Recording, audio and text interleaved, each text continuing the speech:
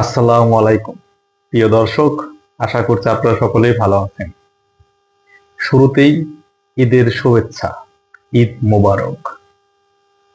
আজকে থাম্বনেল দেখে অনেকে অবাক হয়ে যেতে পারেন যে শেখ হাসিনা দেশে নাকি ভারতে। কারণ তিনি কিন্তু বলেছিলেন, অনেক জায়গায় তিনি বলেছিলেন যে ঈদ আমি বাংলাদেশেই করব।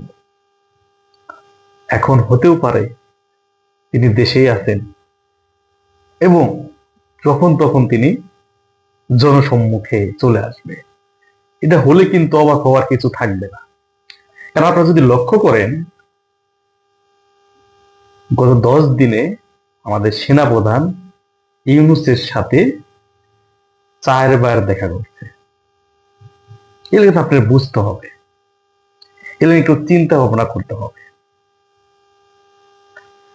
গণমাধ্যম গুলা কিন্তু এদের বাটপারি ধরে ফেলেছে, এদেরকে কিন্তু বয়কট করতে শুরু করেছে।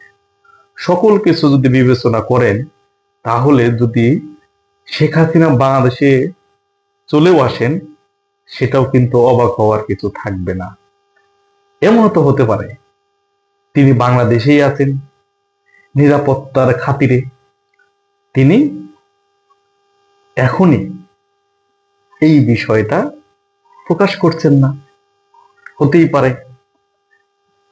এবং অতি দ্রুত তিনি আত্মপ্রকাশ করবেন এবং তার অধীনেই বাংলাদেশের নির্বাচন অনুষ্ঠিত হবে।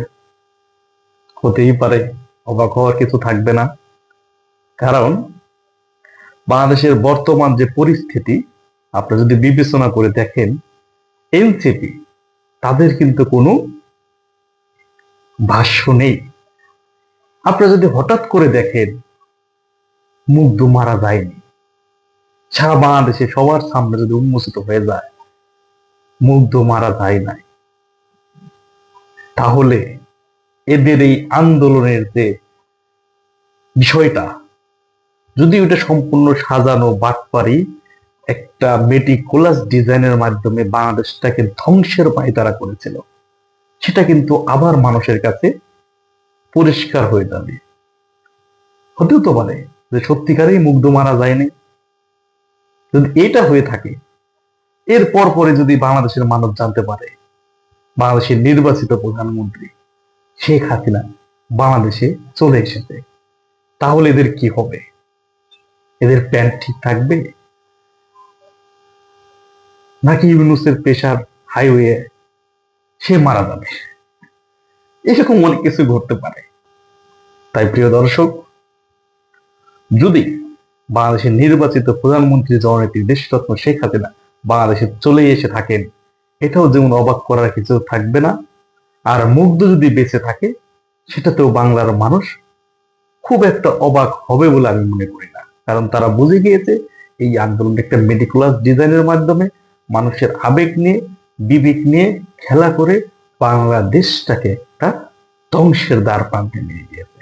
এটা কিন্তু সাধারণ মানুষের কাছে, বাংলাদেশের সর্বস্তরের মানুষের কাছে এখন দিনের আলোর মতো পরিষ্কার।